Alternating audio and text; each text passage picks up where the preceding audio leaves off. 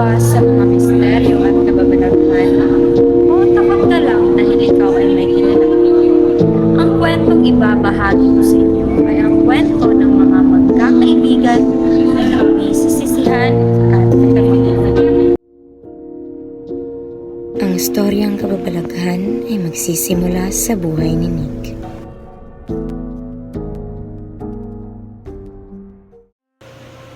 Ay, panibagong paaralan na naman. Panibagong buhay. Pero, ba't parang may sumusunod sa bawat hakbang ko? Kahit wala namang tao sa paligid. Wala. Guni-guni ko lang yun. Ano yun?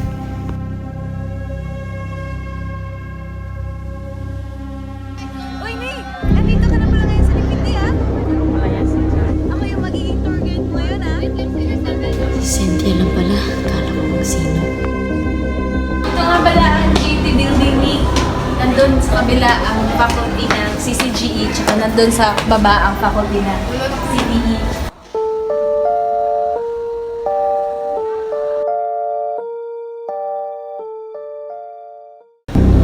Huwag ka mag-alala. Nakakahanap kayo ng mga kaibigan dito. Halika na! Mahuhuli na tayo sa klase! Oy, Mon! Andito ka na pala! May bago tayo ng klase! Si Nick nga pala!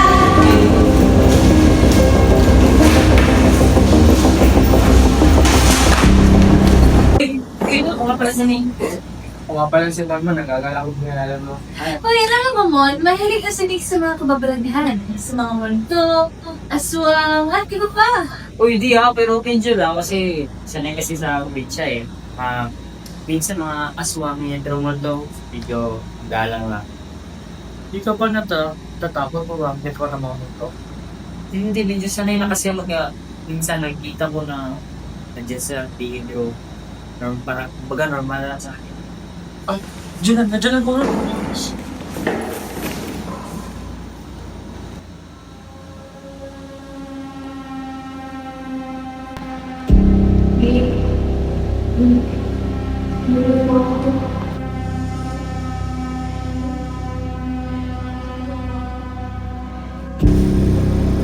Sino bang babae niyan?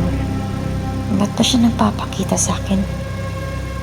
Tsaka, ano bang nais nang iparating? Kulang ba nakakakita sa kanya?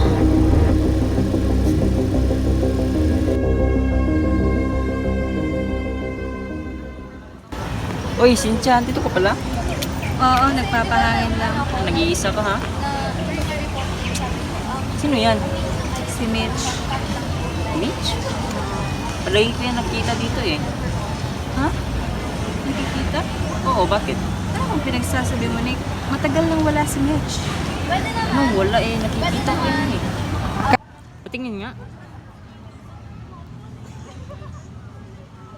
Ano bang nangyari sa kanya?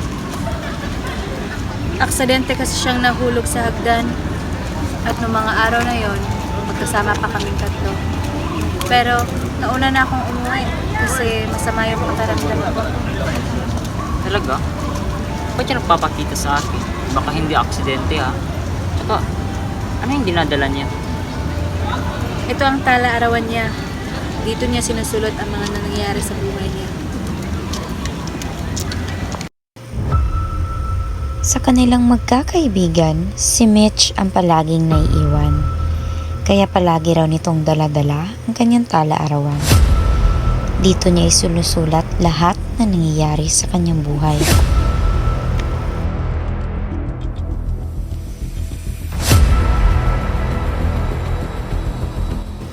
Ikinwento din ni Cynthia kay Nick ang mga huling sandali na kasama nila si Mitch.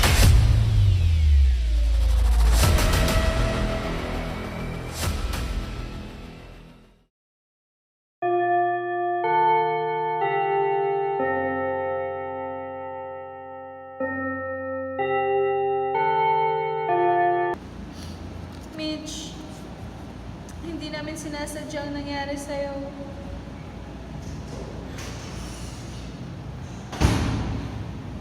Oh, Cynthia, ba't sa'yo yan? Wala. Tinago ko lang. Teka lang, umiiyak mo ba? May kinalaman ba kayo sa pagkamatay ni Mitch? Mick. Kasi si Renz. Paalam si Tia. Kuya, kunin mo. Bakit mo sinipa?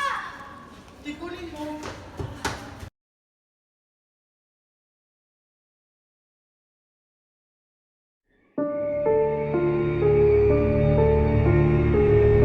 Yun yung nangyari.